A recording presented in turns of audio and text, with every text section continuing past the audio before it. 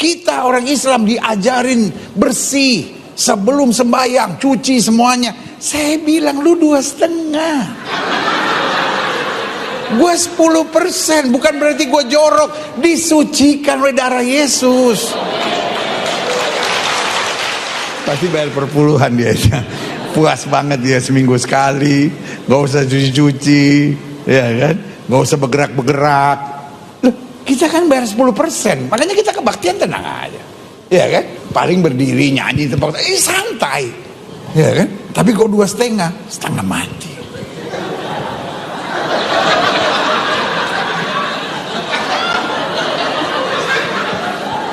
Yang paling berat terakhirnya mesti lipat kaki.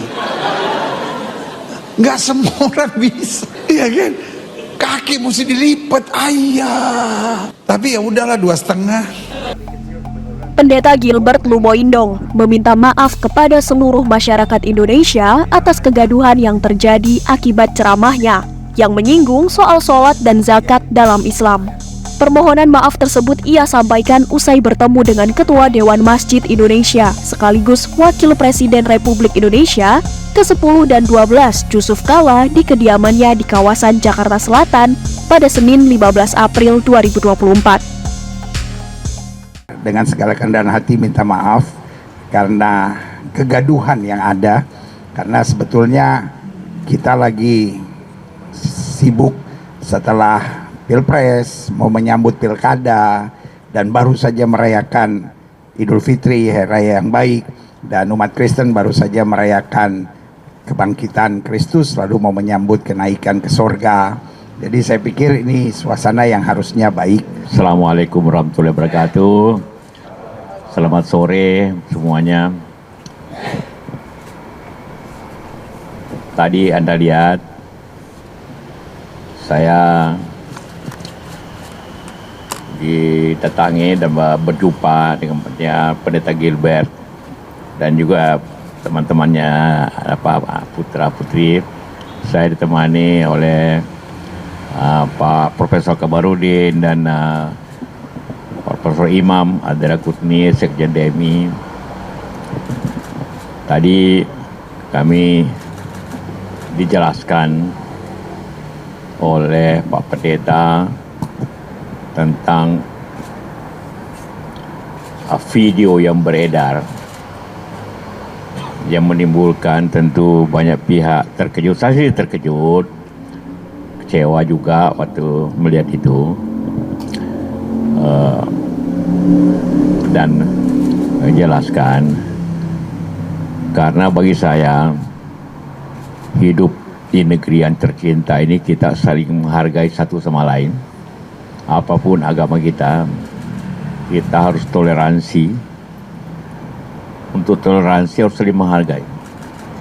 Dalam Islam itu ayatnya lakum dinukum waliyadin. Agama saya, dan agamamu.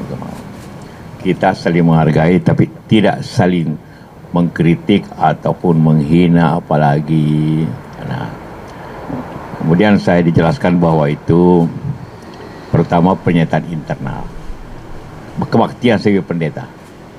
Ya. Nah, dan itu tidak dimaksud seperti itu. Tapi jelasnya mungkin Pak Gilbert Pendeta menjelaskan sendiri. Ya, baik, saya Gilbert Lumoindong. Jadi pertama-tama terima kasih buat Pak JK, Profesor Komarudin Hidayat dan juga Pak Imam.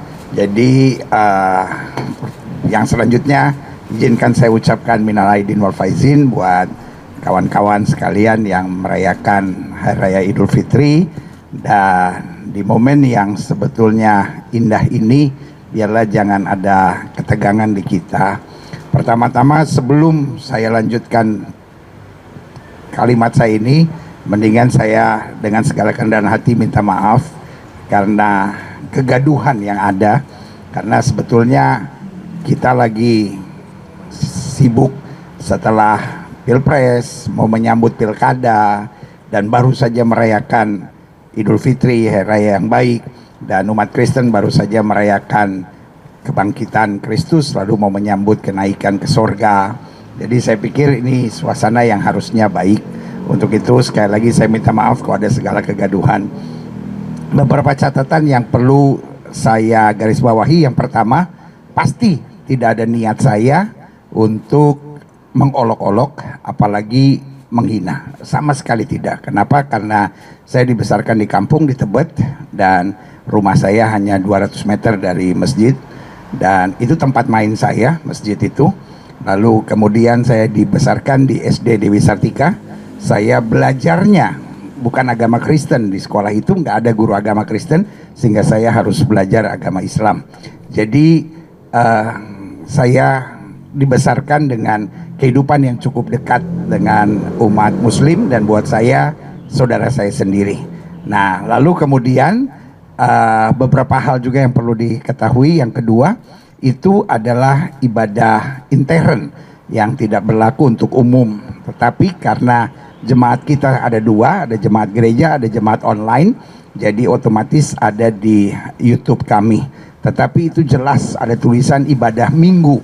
Jadi karena itu sama sekali tidak dimaksudkan untuk umum. Lalu yang ketiga, mungkin ada yang melihatnya dengan kacamata yang berbeda, lalu kemudian mengedit-edit gitu. Apa tujuannya? Ya buat saya setiap kita hanya Tuhan yang tahu. Tetapi yang pasti bahwa penjelasan itu bukan penjelasan yang lengkap. Penjelasan yang lengkap sebetulnya itu sebagai otokritik umat Kristiani, di mana saya bilang bahwa ibadahnya orang Muslim misalnya cukup setengah mati. Kenapa setengah mati? Karena berat. Sehari 5 kali. Kita orang Kristen seminggu sekali. Udah itu seminggu sekalinya juga duduknya santai-santai. Kalau ini ada gayanya, ada gerakannya yang tidak boleh salah. Bahkan saya garis bawahi terakhir bahwa lipat kaki buat umat Muslim itu biasa sekali, sampai mungkin Pak JK yang usianya 82 tahun masih bisa lipat kaki gitu.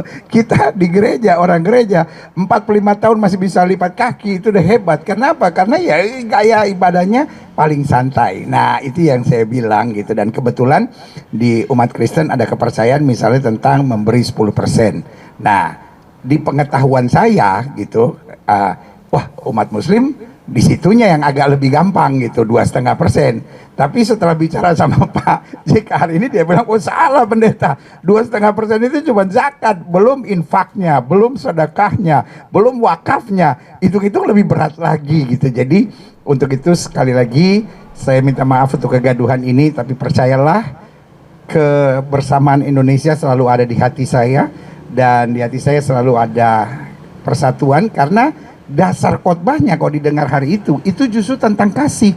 Kasihlah sesamamu gitu, ya kan?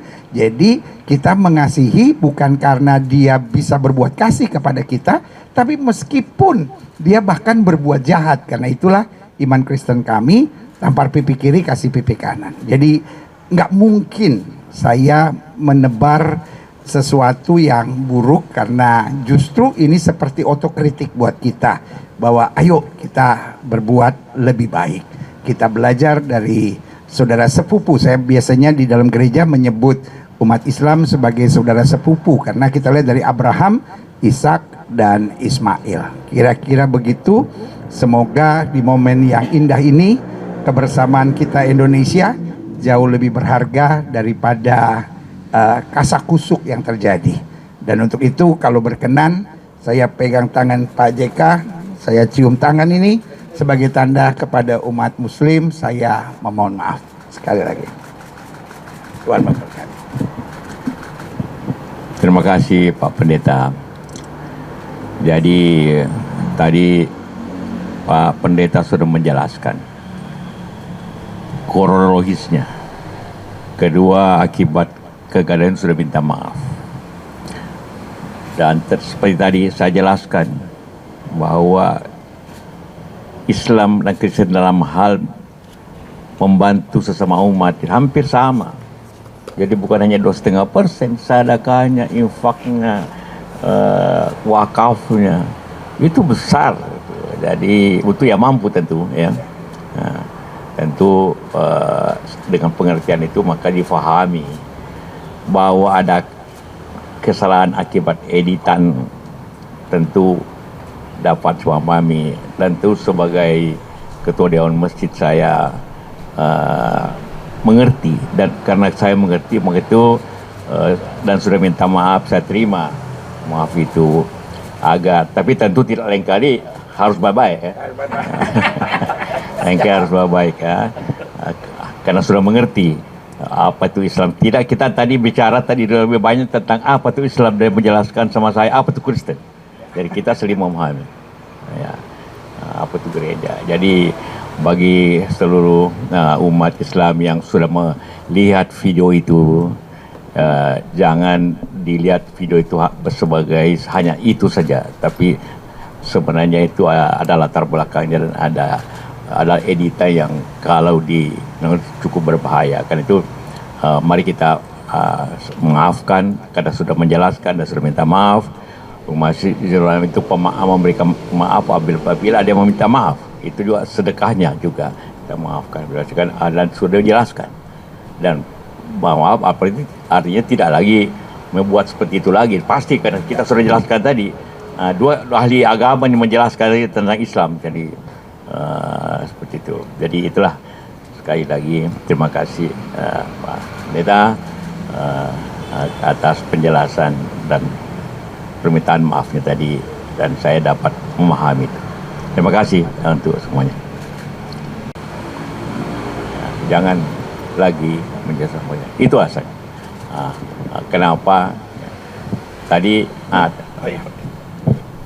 Ya, buat saya kenapa memilih Pak JK ada 3 alasannya. Yang pertama, kita tahu Pak JK adalah orang yang senior di bangsa ini dan sudah menduduki banyak jabatan. Berarti beliau berpengalaman, dan bukan hanya berpengalaman, tetapi beliau juga seorang yang diakui sebagai quote unquote pemimpin umat muslim. Dalam hal ini juga beliau adalah pemimpin Dewan Masjid. Itu yang pertama, karena saya tahu beredarnya banyak hal justru ada di masjid-masjid.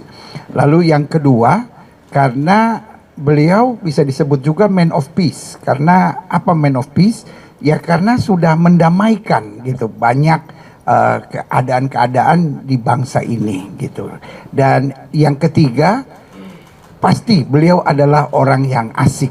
Ya kan, ada banyak orang makin tinggi jabatannya makin sulit dijumpai. Kadang-kala ada banyak orang bilang, wah lebih gampang cari Tuhan daripada cari dia, katanya gitu kan. Tapi Pak JK seorang yang siap buat apa saja buat bangsa dan negara. Pokoknya demi bangsa dan negara, apalagi demi kedamaian, bisa mudah dicarinya gitu. Dalam hal ini kemarin kita berdiskusi atau minta waktu, beliau di tengah kesibukannya langsung memberi jadwal hari ini, karena buat beliau bangsa dan negara dan kedamaian itu selalu penting. Kira-kira begitu dari saya. Jadi saya tentu di samping pribadi, tapi juga sebagai ketua DMI dan organisasi macam banyak hal tentang kemahamulan teman-teman. Saya tadi telepon sekjen MUI juga, tapi tidak tersambung karena singkat waktunya. Jadi dapat. Tapi Pak Imam ini pengurus MUI, juga pengurus juga kan, MUI juga. Yang pakar. Terima kasih ya. Ini kan udah ada beberapa yang mengkritik bahwa ini sudah masuk kategori penistaan agama. Nah, ini saran dari Pak JK atau nasihat Pak JK kepada beberapa pengkritik ini sebelum meluas kemana-mana, mungkin bisa disampaikan itu pesan untuk para pengkritik yang sudah bilang ini masuk kategori penistaan agama. Iya, itu tadi disampaikan bahwa tidak ada maksud untuk menista, hanya latar belakangnya banyak diedit hal-hal yang mendahului hal itu. Kedua tadi internal doa dan sudah minta maaf ya akan hal itu. Bagi kita umat Islam itu ya dengan permintaan maaf yang tulus ya, secepatnya, bukan dipaksa. Ada orang minta maaf setelah dipaksa, ini tidak beliau. Ada orang setelah ditangkap baru minta maaf. Beliau itu belum apa-apa sudah minta maaf. Jadi saya harga itu. Ya. Cukup? Baik, terima kasih.